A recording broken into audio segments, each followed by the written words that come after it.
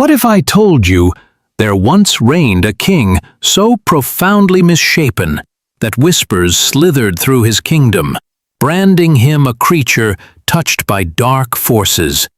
Enter Charles II of Spain, a monarch whose very visage sparked rumors of witchcraft, even within the opulent halls of his royal court.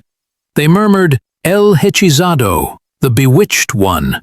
Yet the truth was far more grounded in earthly failings. Charles wasn't cursed by spells and demons.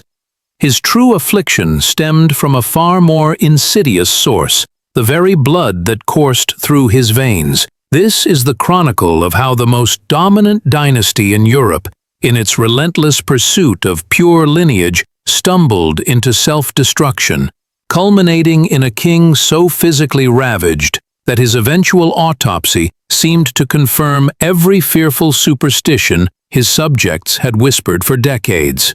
And if you're hungry for more untold and unsettling historical truths that history books often gloss over, hit that subscribe button, because we're only scratching the surface of the disturbing realities behind royal power. The jaw that could never quite close. Upon their initial audience with Charles II, many a foreign ambassador struggled to mask their sheer astonishment. Here stood the sovereign of a sprawling global empire, yet he couldn't even properly shut his mouth. His lower jaw jutted out with such prominence that his lips remained perpetually parted, a slack opening like a door hanging off its hinges. This wasn't some random quirk of birth. It was the inevitable consequence of 2 centuries of the Habsburg family's most fervent and ultimately self-defeating obsession. They termed it maintaining the sanctity of their bloodline. But what they were truly engaged in was a perilous genetic gamble with their own progeny. The Habsburgs operated under a simple, albeit devastating principle: marry within the family to keep power tightly held.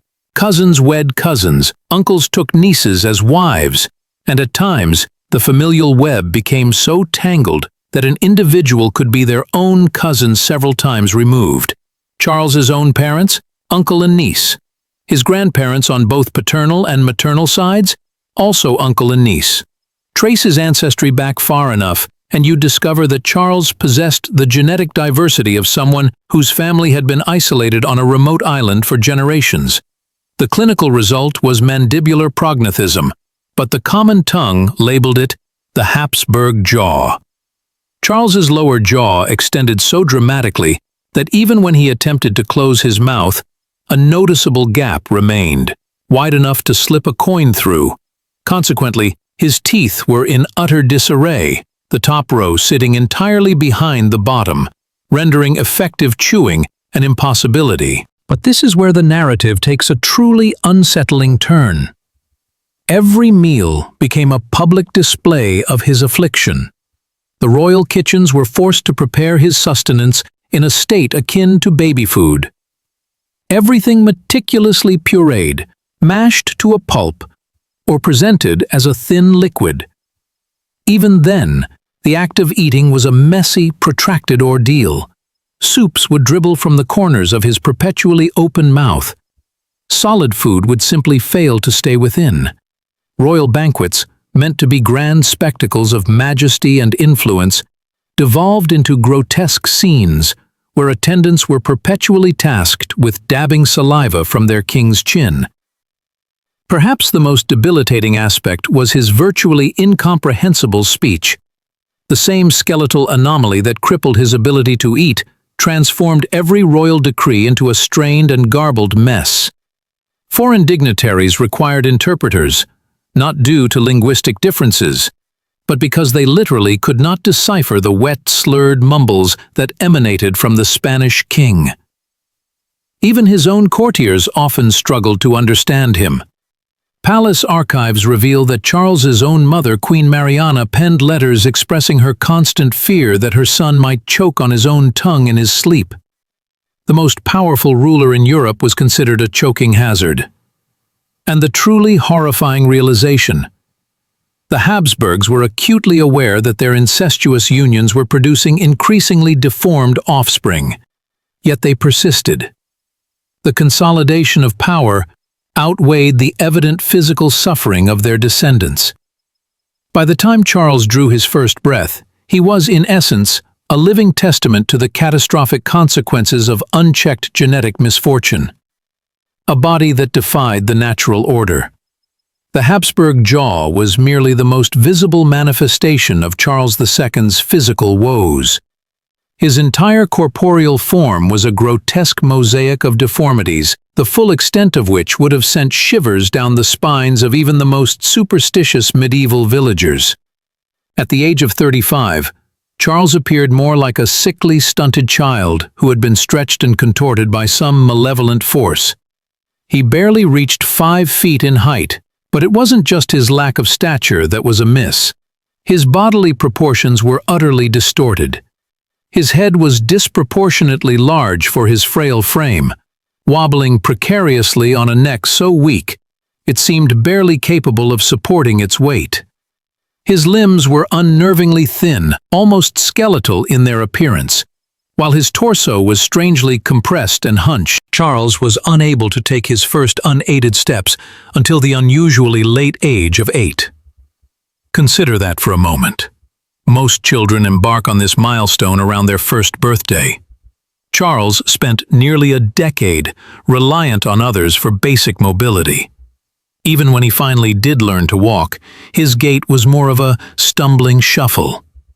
Palace chronicles describe him lurching from wall to wall, clutching at furniture for support, resembling a frail, elderly man despite being in his supposed prime. His spine was so severely curved that he appeared perpetually stooped, carrying the invisible weight of his genetic inheritance. And indeed he was. The cumulative burden of generations of genetic damage had coalesced in one tragically unlucky individual. The cognitive repercussions were equally devastating. Charles possessed the intellectual capacity of a young child well into his adulthood. He remained illiterate until the age of 10, and even then, basic comprehension proved a significant hurdle. Court tutors likened attempting to educate him to trying to fill a vessel riddled with holes. Information would enter, but little seemed to take hold. His emotional responses were akin to those of a toddler trapped within an adult's failing body. Palace staff recounted instances of Charles erupting into violent tantrums over trivial matters, screaming and flailing like a child denied a desired toy. These outbursts would often be followed by prolonged periods of complete withdrawal, where he would sit motionless for hours, staring blankly, utterly unresponsive to his surroundings. Even his hair betrayed his compromised genetic makeup.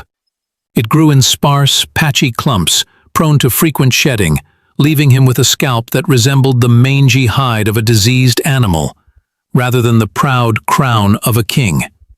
Court painters, tasked with immortalizing his image in official portraits, were forced to employ considerable artistic license, yet even their most flattering renditions could not entirely conceal the stark reality of Charles's deteriorated state. The most disturbing aspect? Charles's condition was not stable. It was actively deteriorating with each passing year. While most individuals reach physical maturity and their health plateaus, Charles was experiencing an accelerated decline. His already weakened body was failing at a pace that far exceeded the natural process of aging. Physicians of the era were baffled, witnessing a living human whose genetic code had so fundamentally broken down that his very biology seemed to be attempting to shut down entirely. The king who could not secure an heir. Here is where Charles II's personal tragedy metastasized into a continental crisis. The most powerful throne in Europe was occupied by a man incapable of fulfilling the most fundamental duty of kingship: producing an heir.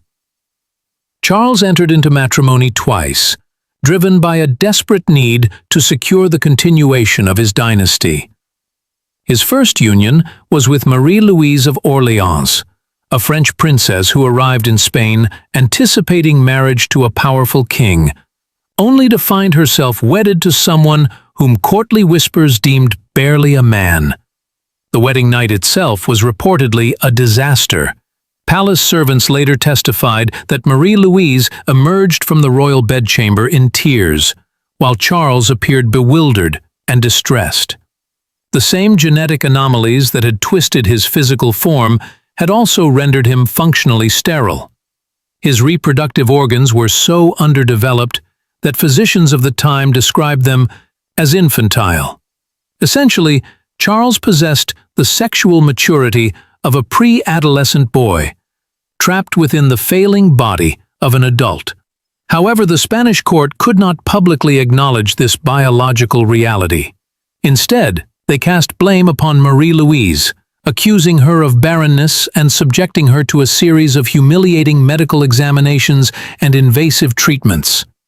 She was forced to consume foul-tasting herbal concoctions, endure painful and often unsanitary procedures, and live under the constant scrutiny of a court, desperate for an heir that her husband was biologically incapable of providing. The psychological toll was immense. Marie-Louise, once described as vivacious and intelligent, became withdrawn and profoundly depressed. She spent her days in fervent prayer, beseeching divine intervention for a miracle that would never materialize. Some historians even suggest that she may have been slowly poisoned by the combination of stress, aggressive treatments, and questionable fertility remedies forced upon her. When Marie-Louise died suddenly and mysteriously at the young age of 26, Charles was swiftly remarried to Maria Anna of Neuburg. This second marriage was an even more desperate affair. By this point, Charles was in his 30s, and his physical condition had deteriorated further.